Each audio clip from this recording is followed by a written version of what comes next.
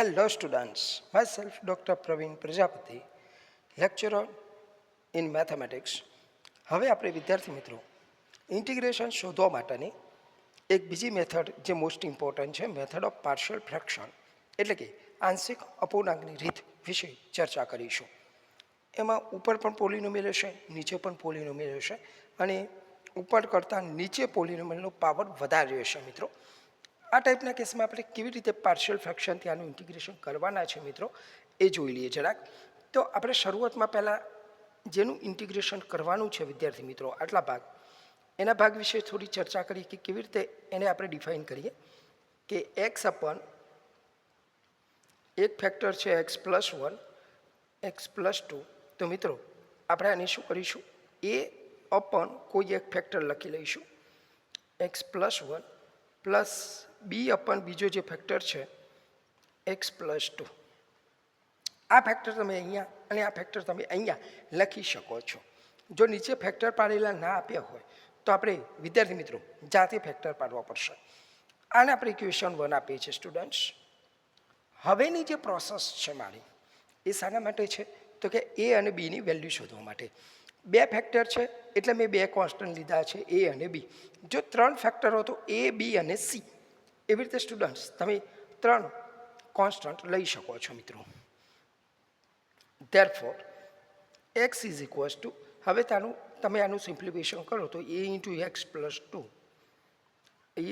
x+2 plus b into x+1 અપન x+1 into x+2 અને સામે પણ સ્ટુડન્ટ્સ x+1 into x+2 છે બંને કેન્સલ થઈ જશે એટલે આ રીતે ફોર્મ આવશે. હવે મારો કન્સેપ્ટ એ અને બીની વેલ્યુ શોધવાની છે તો હું શું કરીશ સ્ટુડન્ટ્સ એની વેલ્યુ શોધવા માટે મારે બી વાળો પોર્શન 0 બનાવવું પડશે. એટલે અહીંયા મારે એક્સની જગ્યાએ શું મૂકવું કે જેથી બી વાળો ટોટલ ટર્મ 0 થઈ જાય.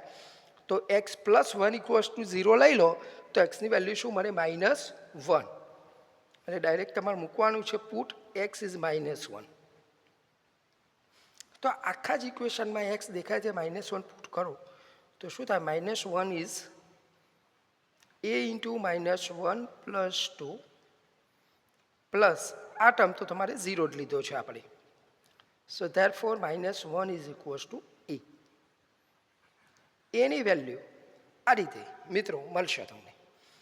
હવે મારે બીની વેલ્યુ શોધવી છે તો એ વાળો ભાગ 0 લઈ લેવાનો કે x+2 = 0 એટલે કે x = -2.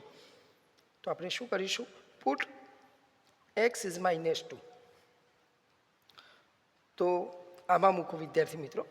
આમાં આપણે વેલ્યુ મૂકીએ છીએ કે એક્સની જગ્યાએ -2 મૂકો તો શું થાય -2 ઇઝ ઇક્વલ્સ ટુ આ ભાગ તો ઓબ્વિયસલી 0 છે -2 + 2 0 એ રીતે લીધેલું છે બી -2 + 1 એટલે શું આવશે મિત્રો -2 ઇઝ ઇક્વલ્સ ટુ -b એટલે અહીંયા બીની વેલ્યુ તમને મળવાની છે 2.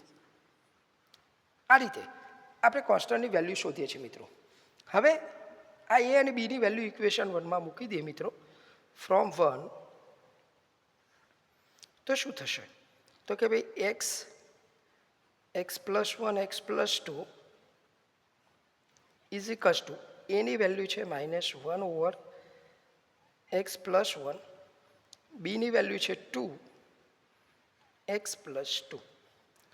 આ રીતે વિદ્યાર્થી મિત્રો આપણે એ અને બીની વેલ્યુ મૂકી દીધી છે. હવે આપણે શું કરવાના છે સિમ્પલ બંને બાજુ ઇન્ટિગ્રેશન ઓપરેટ કરી દઈએ. ઇન્ટિગ્રેશન dx અહીંયા પણ થઈ જશે ઇન્ટિગ્રેશન dx. એનું ઇન્ટિગ્રેશન આપણે ઓપરેટ કરી દીધું સ્ટુડન્ટ્સ. તો શું થશે -1 આઉટસાઇડ લઈ લો તો 1 / x+1 2 આઉટસાઇડ લઈ લો સ્ટુડન્ટ્સ આ dx છે 2 આઉટસાઇડ લઈ લો તો 1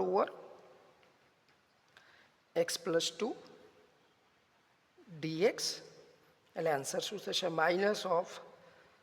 -log x+1 કારણ કે 1 / x+ ફોર્મેટ છે 2 * log of x+2 plus some constant c. આ રીતે વિદ્યાર્થી મિત્રો આપણે ઇન્ટિગ્રેશન શોધી શકીએ. આ મેથડનું નામ છે partial fraction method. Integration find out કરવાની. એક્ઝામમાં ક્યારે નામથી નહીં પૂછાય તમારે સમજી લેવાનું કે ઉપર નીચે આવી રીતે પોલિનોમિયલ હોય તો તમારે મેથડ યુઝ કરવાની છે કે નહીં ઇઝી. ખાલી કોન્સ્ટન્ટની વેલ્યુ શોધવાની છે. જેટલા ફેક્ટર છે એટલા કોન્સ્ટન્ટ હશે અને કોન્સ્ટન્ટની વેલ્યુ શોધીને પાછું મૂકી દેવાની. બને ત્યાં સુધી આન્સર હંમેશા આ મેથડમાં લોગમાં જોવામાં મળશે તમને સ્ટુડન્ટ્સ. હજુ આપણે બીજા એક્ઝામ્પલ લઈએ કે જેથી તમને વધારે ખ્યાલ આવે મિત્રો. એક સેકન્ડ એક્ઝામ્પલ એવી રીતે જોઈએ. જો ચાલો આગળ વધીએ. x+3 x-1 x-2 dx. હવે આમાં પણ આપણે શું કરવાના છે મિત્રો, જેનું ઇન્ટિગ્રેશન શોધવાના છે એ પોલિનોમિયલ પહેલાં લઈ લઈએ. x+3 અપન x-1 x-2. બે ફેક્ટર છે એટલે દેખીતી વસ્તુ છે a અપન x-1 plus b અપન x-2. આની ઇક્વેશન આપણે 1 આપી દઈએ મિત્રો, બરાબર. હવે આપણે એના અવયવ પાડીએ છીએ, સિમ્પ્લિફિકેશન કરીએ. x+3 is equals to a into x-2 plus b into x-1. નીચેનો પોર્શન લેવાની જરૂર નથી કારણ કે બંને સાઈડથી કેન્સલ થઈ જાય છે. હવે તમારે શું કરવાનું મિત્રો, a અને b ની વેલ્યુ શોધવી છે. તો પહેલો આ પોર્શન 0 લો. x-1 ઇઝ ઇક્વલ્સ ટુ 0 એટલે કે x ઇક્વલ્સ ટુ 1. x ની જગ્યાએ 1 મારે આમાં મૂકવાનું છે મિત્રો. તો જ્યાં x દેખાય ત્યાં 1 મૂકી દો. a 1 - 2 આ પોર્શન તો 0 છે જ. 4 is equals two minus a. તો આન્સર શું આવશે મિત્રો, a ઇઝ -4. આ રીતે a ની વેલ્યુ મળી જશે મિત્રો. હવે મારે b ની વેલ્યુ શોધવાની છે. તો મારે શું 0 લેવું પડશે, x-2 0 લેવું પડશે મિત્રો. એટલે x બરાબર શું થશે, 2. Put x equals to 2. તો બીજામાં શું થશે મિત્રો જોઈ લઈએ. Put x equals to 2. ચાલો x ની જગ્યાએ 2 મૂકો તો મિત્રો શું થાય, 2 + 3 બોક્સમાં મૂકીએ છે. આ પોર્શન 0 લીધેલો છે મેં. x ની જગ્યાએ 2 મૂકો તો 2 - 1 તો 5 ઇઝ ઇક્વલ્સ ટુ 2 - 1 એટલે 1 એટલે 5 ઇઝ ઇક્વલ્સ ટુ b. આ રીતે મિત્રો આપણે a અને b શોધી શકીએ છીએ. એટલે છે કે નહીં મજાની મેથડ, મજાની પણ છે, ઇઝી પણ છે, ઇમ્પોર્ટન્ટ પણ છે એક્ઝામ માટે. હવે a b ની વેલ્યુ ઇક્વેશન 1 માં મૂકી દઈએ. ફ્રોમ 1 તો શું થશે મિત્રો, x+3 અપન x-1 x-2 is equals to a એટલે મારી પાસે છે -4 અપન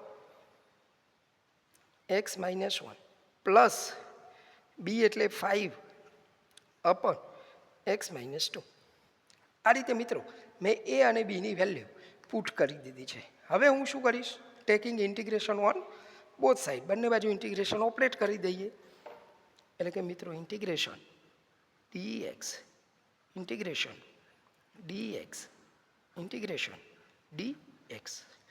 અને આ પેટર્નમાં મેં તમને કહી દેલું એ રીતે આન્સર હંમેશા લોગ ફોર્મેટમાં આવવાનું છે આ મેથડમાં મિત્રો. તો શું થશે તમે અહીંયા જોઈ શકો છો મિત્રો, -4 તમે આઉટસાઇડ લઈ લો તો ઇન્ટિગ્રેશન 1 / x-1 dx.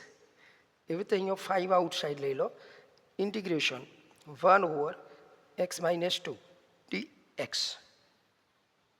આ રીતે થશે મિત્રો. હવે શું થશે, જે ફોર્મ્યુલા છે -4 1 / x-1 એટલે કે log of x-1 plus 5 into log of x-2 plus some constant integration constant c. આ રીતે સ્ટુડન્ટ્સ શોધી શકાય છે. એટલે આ પણ મેથડ આપણા માટે ઇઝી છે, જેમાં બે પોલિનોમિયલ આપી હોય અને ઇન્ટિગ્રેશન શોધવું હોય મિત્રો તો આ રીતે આપણે શોધી શકીએ છીએ.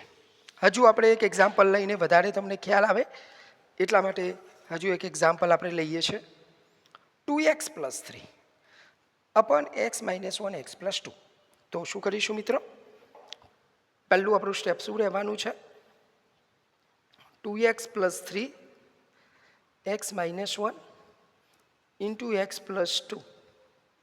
બે ફેક્ટર છે, નીચે જેટલા ફેક્ટર હોય એટલા કોન્સ્ટન્ટ લખવા પડશે.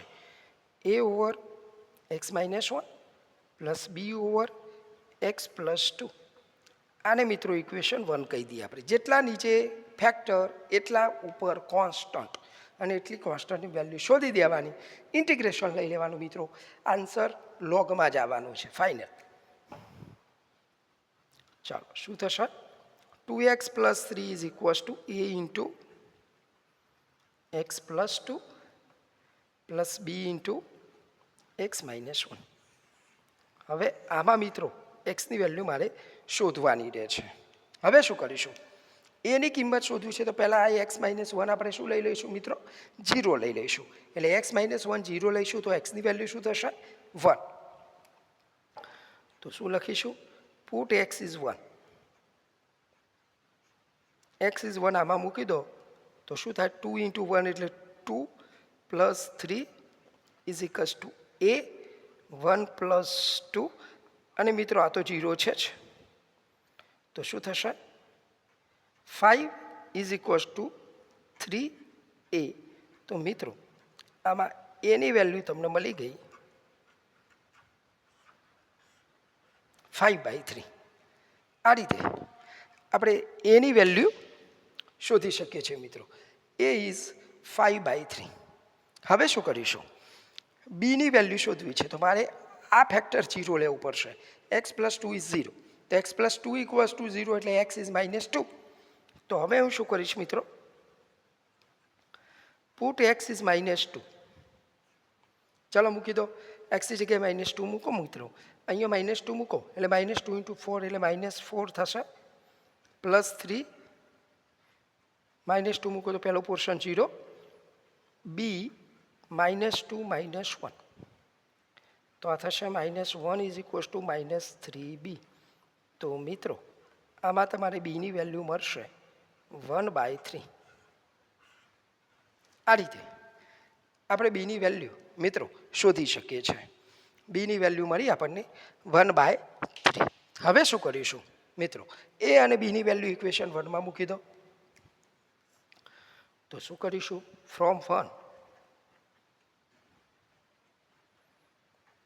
2x + 3 x - 1 x + 2 = a એટલે શું છે? 5/3 ઇન્ટુ એની વેલ્યુ મેં બહાર લખી 1/x - 1 1/x - 1 પ્લસ બીની વેલ્યુ શું છે? 1/3 ઇન્ટુ 1/x + 2. એ અને બીની વેલ્યુ મૂકી છે મેં x + 2. મેં આ રીતે લખી દીધું છે મિત્રો. એ અને બીની વેલ્યુ મૂકી દીધી છે. હવે હું શું કરીશ? બંને બાજુ ઇન્ટિગ્રેશન લગાવી દઈશ. dx કોન્સ્ટન્ટને પહેલાંથી બહાર લખેલું જ છે મેં. dx આ ઇન્ટિગ્રેશનમાં થશે dx. તો સ્ટુડન્ટ શું થશે? 5/3 log x - 1 plus 1/3 log x + 2 plus integrating constant c. Students છે કે નહીં મજાની મેથડ? મજાની મેથડ, ઇઝી અને IMP છે એક્ઝામ માટે. તો દરેક સ્ટુડન્ટ્સ અને એક્ઝામ્પલ ગણો જાતે. આ વિડીયોને લાઈક, શેર અને સબસ્ક્રાઈબ કરો કે જેથી દરેક સ્ટુડન્ટ સુધી આ વિડીયો પહોંચી શકે.